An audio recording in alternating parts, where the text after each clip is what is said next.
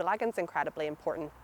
It's important in terms of purifying our air, purifying water, nutrient cycling, so it really helps the city of Belfast thrive and exist. Growing up in Belfast, we would have always gone to Beaver Forest and sat and spent hours by the banks of the Lagan. It's incredible to know that Beaver Forest is one of the largest urban forests in a city in Europe, and the Lagan plays a role in really making that forest what it is. Wild Belfast are a community group, and effectively we're working in voluntary capacity. We're all doing this in our own time to make Belfast greener by engaging with decision makers around planning for a greener city, and by engaging with the public with events.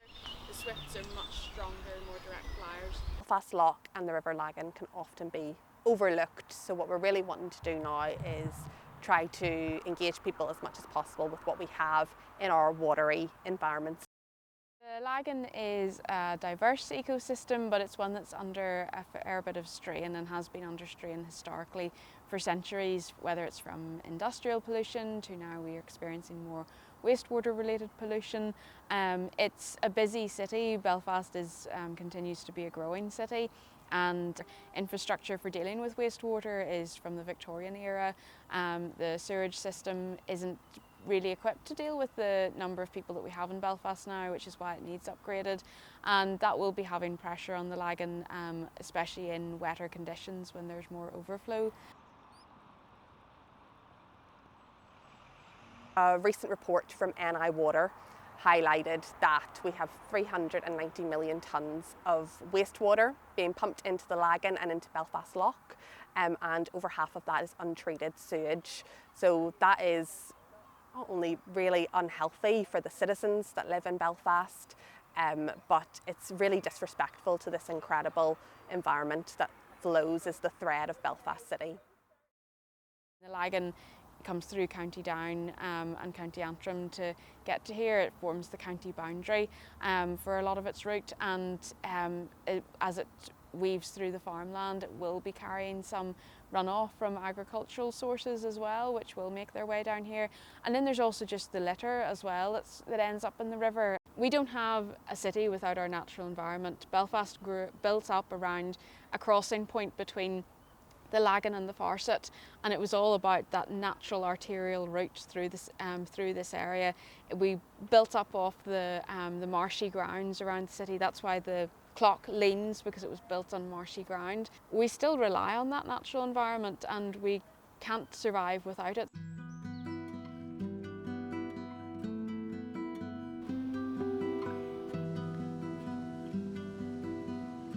My name is Matilde.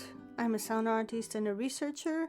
I'm interested in the critical potential of sound to reveal and challenge conventional ways of understanding place and all that surrounds us. Every single element around us vibrates, grows, or moves in a different time and at a different speed than that of the human. What if we took time to really listen? Drift Collective wanted to be part of a conversation that would help define healthier urban futures. At the center of the project was a temporary site-specific floating architecture that drew attention to the river in new ways by enhancing the multi-sensory experience of being on the water.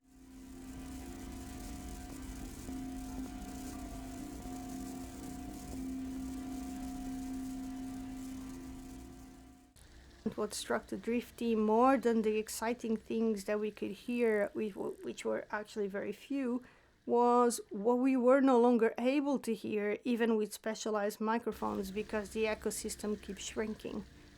The Lagan, like most rivers in the UK, is indeed very quiet due to the lack of biodiversity, and this stillness compared to healthier waterways tells us something crucial about the state of our urban ecosystems.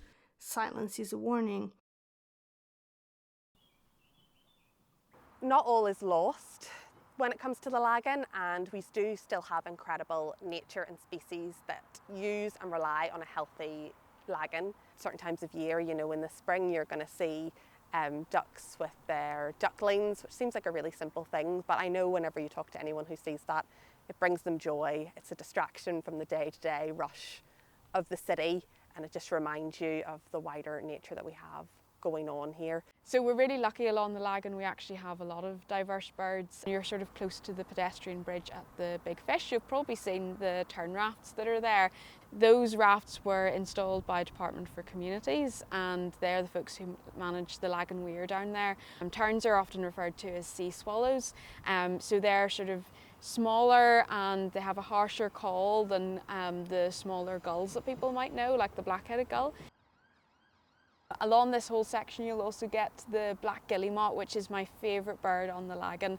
So they're also called tysties locally, and this is a little black bird with white patches on the wings and these gorgeous red feet, really scarlet red feet. We're really lucky to have them in such an urban environment, and just getting to watch them and see them flying back and forth. So when you see them flying along the river, they have these really fast little wing beats. It can be very entertaining to watch them. As you move further up the Lagan and where the banks are more natural, you'll get things like little grebe and moorhen and species like that. So those are some of the species that you'll find on rivers and lakes throughout Northern Ireland, and it's great to have them in the heart of the city as well. Kingfisher is another bird species we're so lucky to get along the Lagan. They're amber listed, they're a bird that's not doing so well. They suffer from various things. We know that harsher winters can impact them quite badly, but also it's likely that pollution impacts them as well. And they are an absolutely stunning bird. A lot of people probably know what a kingfisher looks like with that electric blue and then the deep orange chest, but actually they're quite difficult to see, especially when they're at rest.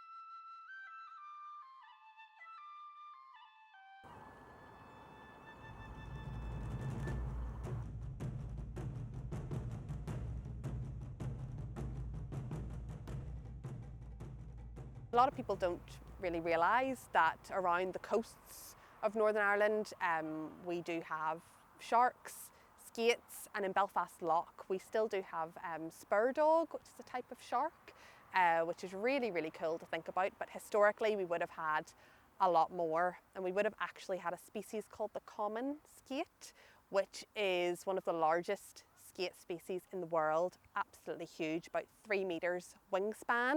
And actually in Scotland they call them barn doors, because that gives you a scale of how large they are. Unfortunately, similar to our native oysters, they would have been overfished in the loch.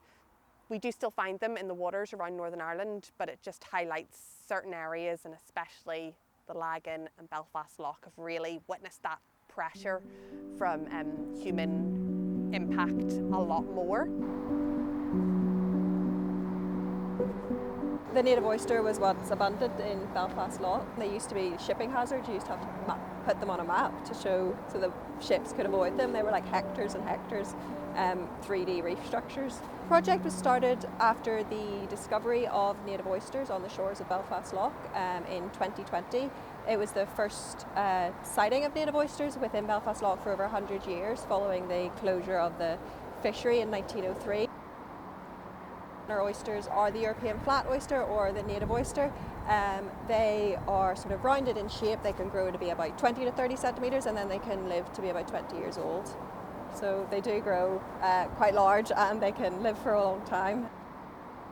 This pontoon we have about 23 cages, and they each have about 30 oysters in them. So when they're in these cages, this allows them to grow safely, and they sort of act as a broodstock, so they will reproduce, and then the larva sort of travels in the water column for about 10-14 days, and it'll flow out with the water into Belfast Lough. One of our main things that we monitor is the biodiversity within our cages, within our nurseries. Across our 4 sites, we've recorded around 180 different marine species, either living on our oysters or on the cages.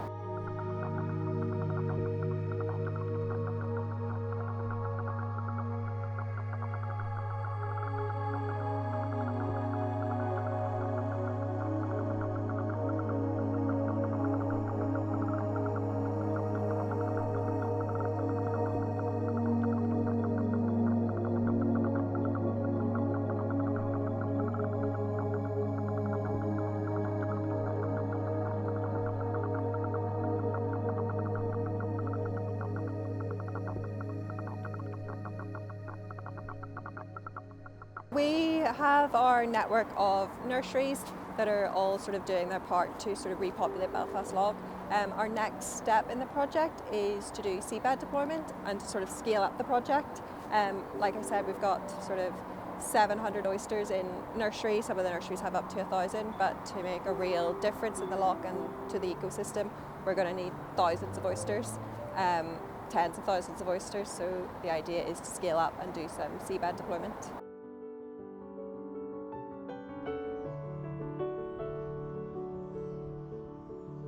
One of the birds that people probably associate most with the city centre Lagan is the starling. Before they go in to roost and go to sleep underneath the bridge, they will do what's called a murmuration, where they do this spectacular dance in the sky beforehand, and we don't fully understand exactly why they do it, but it's probably partly to transfer information and it might have a role in sort of warding off predators as well.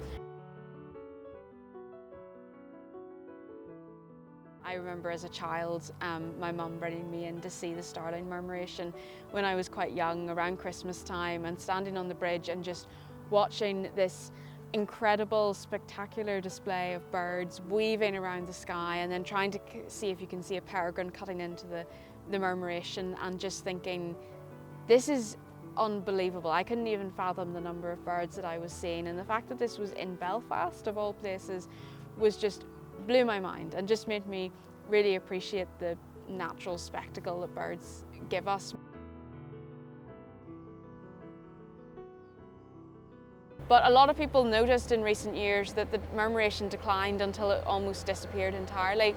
And again, it's difficult to say exactly why this happened, but there were a couple of things that happened around that time with development around around Albert Bridge. So we had a change in the lighting there on both the side of the Lagan at Ravenhill Rest, but also on the bridge itself and around the bit where they roost. So Wild Belfast worked with some of the stakeholders who were involved in some of the works around there and are sort of involved in managing the bridge and the Lagan, and managed to get some changes made. So some lights come on a little bit later, some lights have red covers on them, and then some lights have sort of screens to stop them glaring onto the bridge so much.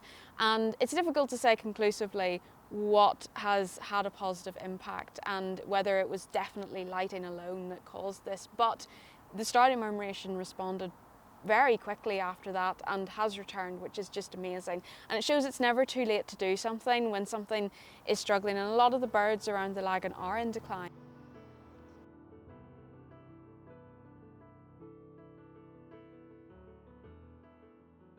We have seen species come back to the Lagan and recovery occur. So we know Atlantic salmon was reintroduced to the Lagan, and part of kind of the big fish that everybody will be familiar with in Belfast. Part of that being established was to acknowledge that work and that the Lagan has now got Atlantic salmon again, which is incredible. We also have projects that are reintroducing common eel further upstream as well. So there are incredible things happening, but we need a lot more than just introducing species. We need to work to make sure our Lagan and the whole river ecosystem is in a really healthy, fit state to allow these species to really flourish. The Lagan River and its nature, it's almost like a jigsaw puzzle, and when you have more salmon, then you're going to have more of those apex predators, so your otters, your seals that we know are using the river as well.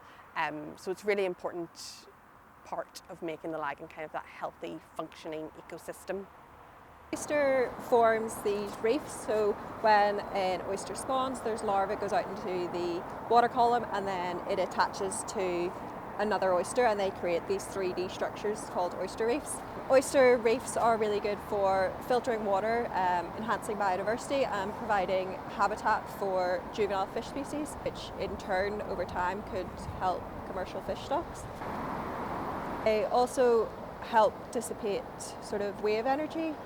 So with climate change and things like that, they could help combat storms and things. Because of our changing climate, we're seeing a lot more extremes in the levels of water in the Lagan. So some days you'll see it really, really low. you'll see it really high, and it's the Lagan weir that plays a real role in managing those water levels and keeping it kind of at a consistent area that we need it to be at. We know going forward we're only going to get more storm surges, more drought in the summer, more extremes, so managing that will put a real strain on kind of those roles of governance in Belfast. So that's an additional pressure that we need to start to account for. To me, the only way forward is to start listening to the river and fully embrace that it is a living ecosystem. We need to rapidly abandon the extractive mindset that treats rivers as resources and shift to a restorative approach. We have so much to fight for, and it can be lost quite easily. We see that development can put pressure on species, and they're not endlessly resilient. A lot of our species have shown themselves to be strikingly resilient, but it's not endless, and we will still lose them if we don't look after them. Oysters are part of the solution to help bring nature back. They play their own role, which has a knock-on effect to other species and other ecosystems and environments. So, yeah. This is an issue across the board, but it's really inspiring to see projects in other cities. For example, we know in Paris and Sienne there was really big movements to clean that river. So, you know, the potential that the Lagan has, if we treat it right, if we take the right measures and actions to make sure it's kind of that thriving, healthy environment, that in itself is really exciting.